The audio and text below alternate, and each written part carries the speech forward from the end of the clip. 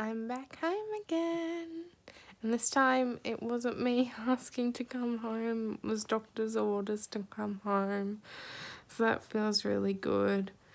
So I had my 15th ECT this morning, if I'm remembering correctly.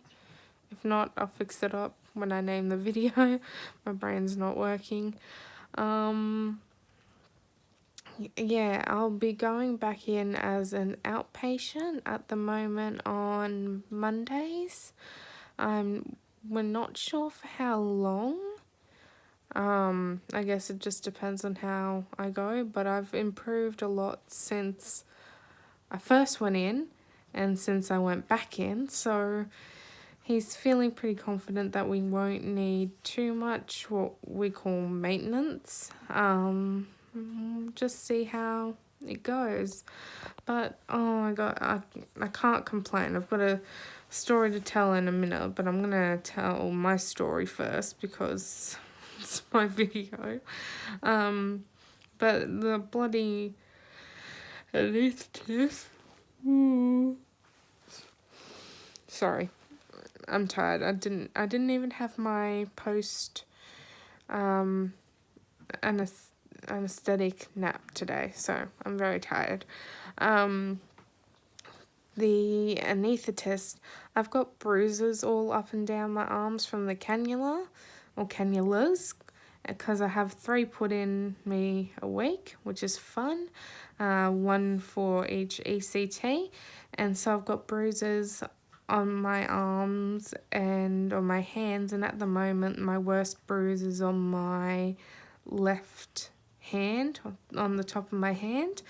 And this anaesthetist spent maybe a good 2 minutes just tapping the bruise really hard. I know he was trying to make the vein rise, and it was probably my own fault because I didn't drink enough water yesterday.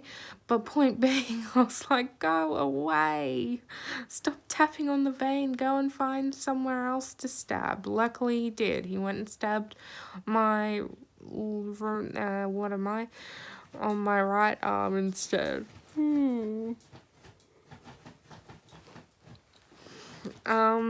But no bad experiences with the ECTs, which is good. I still have a lot of anxiety going into them, but you know, as soon as the drugs start kicking in, and tips that the nurses gave me is that to keep your eyes open so that they don't think you've gone to sleep, because you're not going to close your eyes unless you're asleep. And one of the nurses said that the anaesthetist is standing by so that if you do wake up, they put you back under so quickly that you don't even know that you're awake, or you won't remember waking up. And so that made me feel a little bit better. You know, I'd rather just there be 0 chance. Stop yawning. I'd rather there just be 0 chance of anything going wrong, but it is what it is. Now, back to the second story. Poor Adrienne's been through a really tough time at the moment. She had to go in to get a benign tumour cut out of her head on Saturday.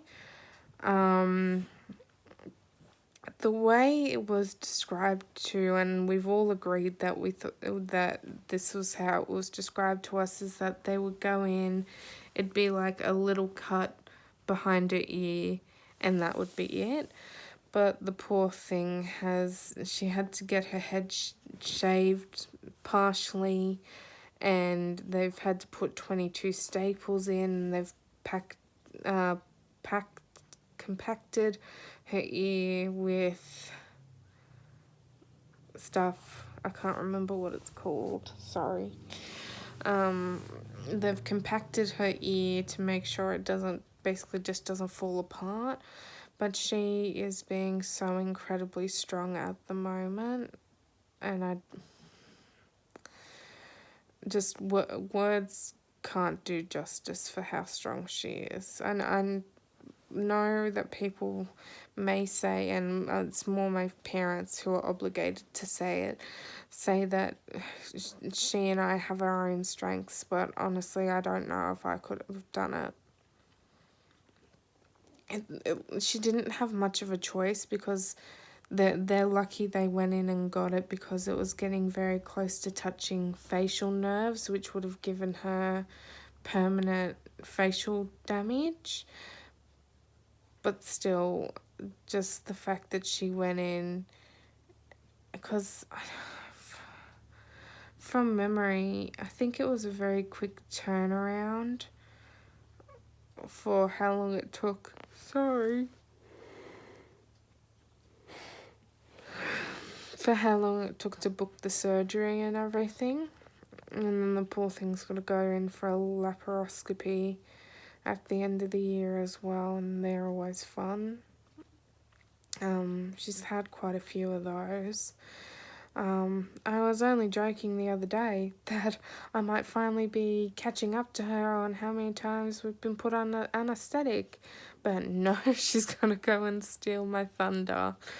But no, she's doing really well.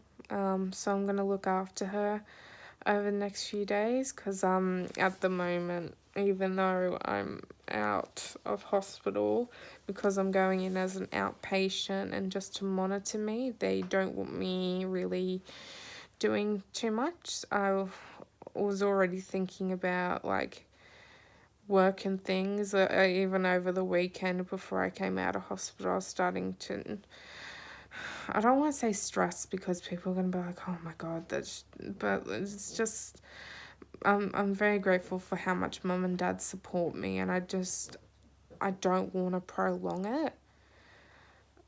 I want to end and pay them back as soon as possible, and they're not putting me under that pressure. I'm putting it I'm putting that pressure on myself. But it is how I feel. Like, I'm so grateful that for what they're giving me, that I don't want it to go on for too long. But doctor's orders, I'm not even allowed to think about work for 2 weeks. So in 2 weeks' time, we'll see how it goes. But for the moment, I'm going to be babysitting my sister. And yeah, she's doing really well. Oh, no, let me change that statement. She's doing as well as she can be.